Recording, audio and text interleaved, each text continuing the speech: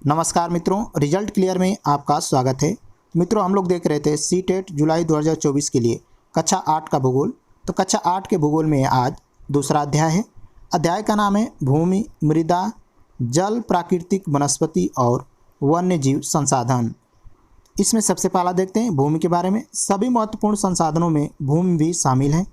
भूपृष्ठ के कुल क्षेत्रफल का लगभग 30% भाग भूमि है। यही नहीं, इस थोड़े से प्रतिशत के सभी भाग आवास योग्य नहीं है।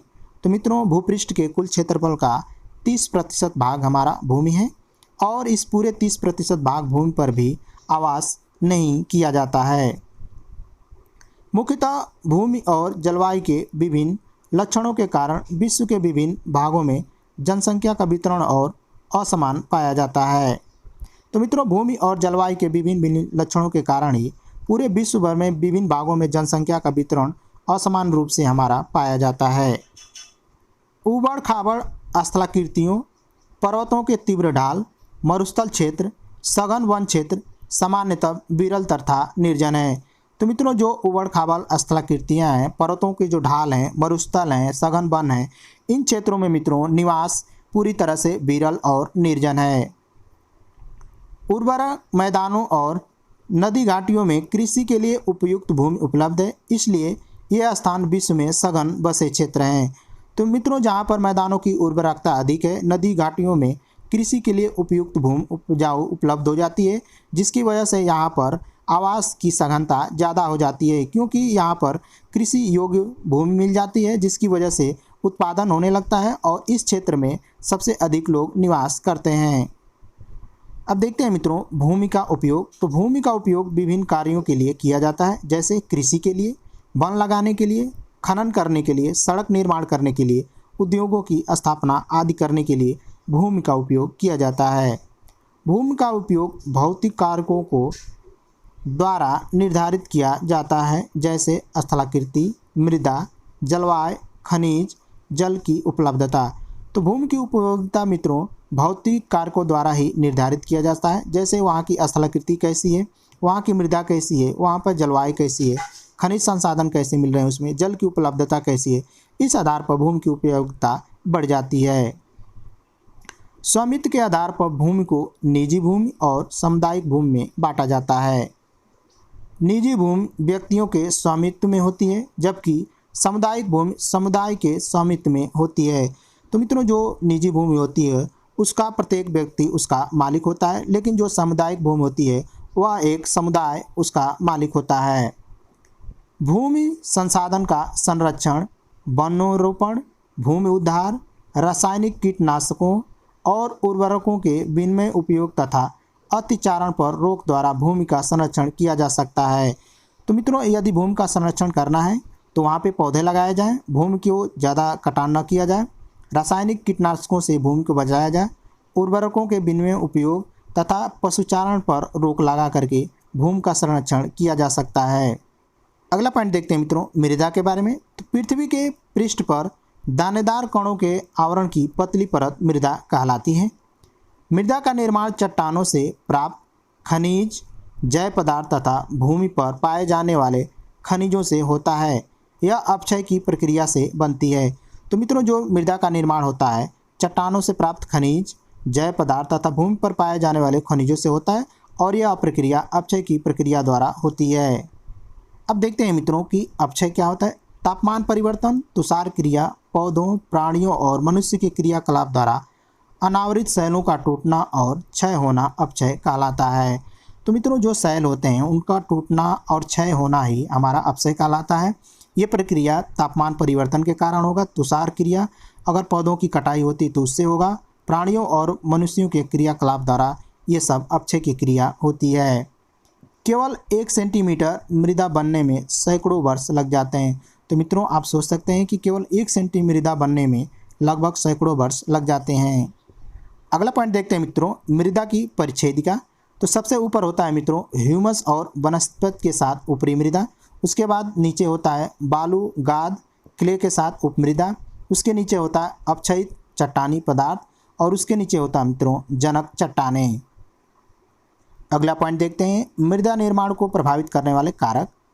जनक शैल, रंग, गठन, रासायनिक गुणधर्म, खनिज, मात्रा, पारगम्यता को निर्धारित करती है। तो मित्रों जो मृदा का पारगम्यता होती है उसको निर्धारित करने वाले जो कारक हैं जनक शैल, रंग, गठन, रासायनिक गुणधर्म और खनिज हैं। यदि इसकी कमी हो जाती है तो मृदा की पारगम्यता निर्धारित नहीं होती है। उच्चावच, तुंगता और ढाल मृदा के संचय को निर्धारित करती है। तो मित्रों जो उच्चावत होता है, तुंगता होती है और ढाल होता है वह मृदा के संचय को निर्धारित करती है। वनस्पति जात, प्राणी जात और सूक्ष्म जीव ह्यूमस निर्धारण की दर को प्रभावित करते हैं। समय मृदा प्रच्छेदिका की मोटाई को निश्चित करती है। जलवायु, तापमान, वर्षा, अपक्षय ह्यूमस निर्धारण की दर को प्रभावित करती है। अगला पॉइंट देखते हैं मित्रों, मृदा निर्माण के कारक। तो मृदा निर्माण के मुख्य कारक जनक शैल का स्वरूप और जलवायुविक कारक हैं। मृदा निर्माण के अन्य कारक स्थलाकृति, जैव पदार्थों की भूमिका और मृदा निर्माण के संगठन में लगा समय अलग अलग स्थानों में भिन्न भिन्न है। नेक्स्ट पॉइंट देखते हैं, मृदा संरक्षण की विधियाँ। पहली विधि है मल्च बनाना।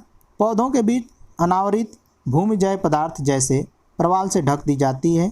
इससे मृदा की आर्द्रता रुकी रहती है। तो मित्रों जो पौधों के बीच अनावरित भूमि जैव पदार्थ होता है उसको प्रवाल से ढक दिया जाता है, जिसकी वजह से मृदा की उर्वरकता रुकी रहती है। वेदिका फार्म जो होता है मित्रों, चौड़े समतल सोपान अथवा वेदिका तीव्र ढालों पर बनाए जाते हैं। तो मित्रों जो चौड़े समतल सोपान होते हैं या वेदिका होती है वह तीव्र ढालों पर बनाए जाते हैं ताकि सपाट सतह फसल लगाने के लिए उपलब्ध हो। इससे पृष्ठीय प्रवाह और मृदा अपरदन कम होता है। अगला पॉइंट है समोच्च रेखी जुताई। एक पहाड़ी ढाल पर समोच्च रेखाओं के समानांतर जुताई ढाल से नीचे बहते जल के लिए प्राकृतिक अवरोधक का निर्माण करती है। तो मित्रों जो समोच्च रेखी जुताई होती है, एक पहाड़ी ढाल पर जब समोच्च रेखाओं के समानांतर जुताई की जाती है तो ढाल से नीचे बहते जल के लिए ये प्राकृतिक अवरोधक का काम करती है। रक्षक मेखलाएं जो होती हैं मित्रों, तटीय प्रदेशों और शुष्क प्रदेशों में पवन गति रोकने के लिए वृक्ष कतारों में लगाए जाते हैं ताकि मृदा आवरण को बचाया जा सके। अगला है चट्टान बांध। यह जल के प्रवाह को कम करने के लिए बनाए जाते हैं। यह नालियों की रक्षा करते हैं और मृदा की क्षति को रोकते हैं। अगला है मित्रों बीज की फसल लगाना। वर्षा दोहन से मृदा को सुरक्षित रखने के लिए अलग अलग समय पर भिन्न भिन्न फसलें एकांतर कतारों में उगाई जाती हैं। अब देखते हैं मित्रों जल के बारे में। जल एक महत्वपूर्ण नवीकरणीय प्राकृतिक संसाधन है। तो मित्रों ध्यान में रखेंगे, जल एक नवीकरणीय प्राकृतिक संसाधन है। पृथ्वी का 3/4 भाग जल से ढका हुआ है, इसलिए इसे जलग्रह भी कहते हैं। तो मित्रों जो पृथ्वी का 3/4 भाग है वह जल से ढका हुआ है, इसलिए पृथ्वी को जलग्रह भी कहते हैं। लगभग 3.5 अरब वर्ष पहले जीवन आदि महासागरों में ही प्रारंभ हुआ। आज भी महासागर पृथ्वी की सतह के 2/3 भाग को ढके हुए हैं। तो मित्रों लगभग 3.5 अरब वर्ष पहले जीवन की जो उत्पत्ति हुई वह महासागरों से मानी जाती है। आज भी जो महासागर है मित्रों पृथ्वी की सतह के 2/3 भाग को ढके हुए हैं। महासागरों का जल लवणीय है और मानवीय उपयोग के लिए उपयुक्त नहीं है। तो मित्रों जो महासागरों का जल है वह खारा है, इसलिए मानवीय उपयोग के लिए यह उपयुक्त नहीं है। अवलवण जल केवल 2.7% है। इसका लगभग 70% भाग बर्फ की चादरों और हिमानियों के रूप में अंटार्कटिका, ग्रीनलैंड और पर्वतीय प्रदेशों में पाया जाता है। तो मित्रों जो अवलवण जल है अर्थात जिसमें नमक नहीं पाया जाता है वह मात्र 2.7% है, लेकिन इसका भी 70% भाग बर्फ की चादरों और हिमानियों से ढका हुआ है जो अंटार्कटिका, ग्रीनलैंड और पर्वतीय प्रदेशों में पाया जाता है। केवल 1% भाग अवलवण जल उपलब्ध है और वह मानव उपभोग के लिए उपयुक्त है। तो मित्रों जो 1% जल ही है जो मात्र मानव उपभोग के लिए उपयुक्त है, और ये जल भौजल, नदियों और झीलों में पृष्ठीय जल के रूप में तथा वायुमंडल में जलवाष्प के रूप में पाए जाते हैं। पृथ्वी पर जल न तो बढ़ाया जा सकता है और न ही घटाया जा सकता है, इसकी कुल मात्रा स्थिर रहती है। तो मित्रों आप सोच सकते हैं कि पृथ्वी पर जल न तो बढ़ाया जा सकता है और न ही घटाया जा सकता है, इसकी कुल मात्रा स्थिर है। औसतन एक भारतीय नागरिक प्रतिदिन लगभग 150 लीटर जल का उपयोग करता है। तो मित्रों आप सोच सकते हैं कि औसतन प्रत्येक भारतीय नागरिक लगभग एक दिन में 150 लीटर जल का उपयोग करता है। तो इधर लिखें मित्रों जल का उपयोग और इधर लिखें लीटर प्रतिदिन प्रति व्यक्ति। तो पीने वाला जो पानी होता है मित्रों वह प्रतिदिन 3 लीटर, खाना बनाने के लिए पानी 4 लीटर, नहाने के लिए 20 लीटर पानी, शौचालय के लिए 40 लीटर पानी, वस्त्र धोने के लिए 40 लीटर पानी, बर्तन धोने के लिए 20 लीटर पानी और बागवानी के लिए 23 लीटर पानी का प्रत्येक व्यक्ति प्रत्येक दिन प्रयोग करता है। एक टपकता नल एक वर्ष में 1200 लीटर पानी व्यर्थ करता है। तो मित्रों आप सोच सकते हैं कि कोई नल यदि प्रतिदिन बूंद बूंद टपक रहा है तो एक वर्षों में वो 1200 लीटर पानी को व्यर्थ कर सकता है। औसतन 2 घंटे की वर्षा का एक दौर 8000 लीटर जल बचाने के लिए काफ़ी है। तो मित्रों अगर औसतन 2 घंटे वर्षा होती है तो आप 8000 लीटर जल को बचा सकते हैं। अगला पॉइंट देखते हैं, प्राकृतिक वनस्पति का वितरण। वनस्पति की वृद्धि मुख्य रूप से तापमान और आर्द्रता पर निर्भर करती है। विश्व की वनस्पति को मुख्यतः 4 वर्गों में बांटा गया है: वन, घास स्थल, गुल्म और टुंड्रा।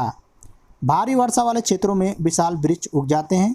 जैसे जैसे आर्द्रता कम होती है वैसे वैसे वृक्षों का आकार और उनकी सघनता कम होती जाती है। तो मित्रों जो विश्व की वनस्पति है वो मुख्यतः 4 वर्गों में बांटा गया है: वन, घास स्थल, गुल्म और टुंड्रा प्रदेश। भारी वर्षा वाले जो क्षेत्र होते हैं मित्रों वहाँ पर विशाल वृक्ष उगते हैं और जैसे जैसे आर्द्रता कम होती है वृक्षों का आकार और उनकी सघनता भी कम होती चली जाती है। सामान्य वर्षा वाले क्षेत्रों में छोटे आकार वाले वृक्ष और घास उगती हैं जिससे विश्व के घास स्थलों का निर्माण होता है। कम वर्षा वाले शुष्क प्रदेशों में कटीली झाड़ियाँ और गुल्म उगते हैं। शीत ध्रुवीय प्रदेशों की टुंड्रा वनस्पति में मांस और लाइकेन पाए जाते हैं। तो ये तो मित्र थे आज के प्रमुख वीडियो। मिलते हैं अगले वीडियो में, तब तक के लिए नमस्कार।